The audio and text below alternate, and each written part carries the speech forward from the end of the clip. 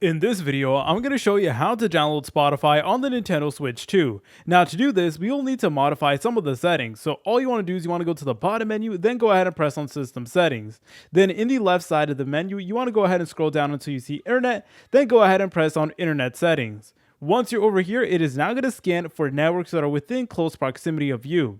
So just wait for it to load in. And from here, you want to go ahead and select on your Wi-Fi network. So here's mine right over here. So all you want to do is you want to go ahead and press on that.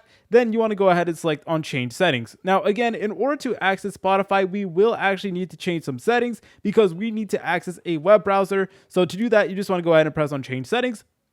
And then once you're over here, you just want to go ahead and scroll down until you see DNS settings. And by default, it is going to be set to automatic, but you want to change it from automatic to manual, just like so.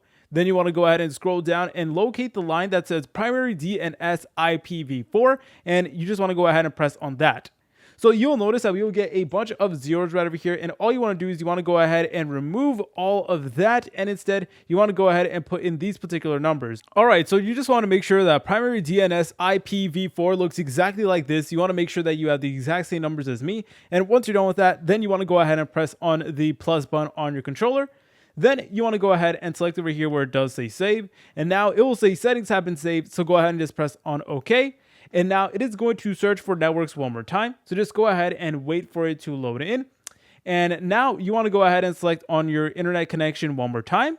But this time you want to press on connect to this network. So go ahead and press on that. And now you're going to get a screen that looks like this. And it is actually going to fail. And that is normal. That is supposed to happen. Do not worry. So whenever you try to do this, you'll notice that it will say this network requires user registration. So after this, all you want to do is you want to go ahead and press on OK. And then after that, it is going to give you a loading screen that looks like this. And then from here, it is going to take you to this page. And all you want to do is you want to press on the first option, which does say go to Google. So go ahead and press on that. And then you now have access to Google, the web browser. And then from here, all you want to do is you want to go to the search bar and type in Spotify. So let's go ahead and do that really quickly. All right, and then you want to go to the official Spotify.com website right over here.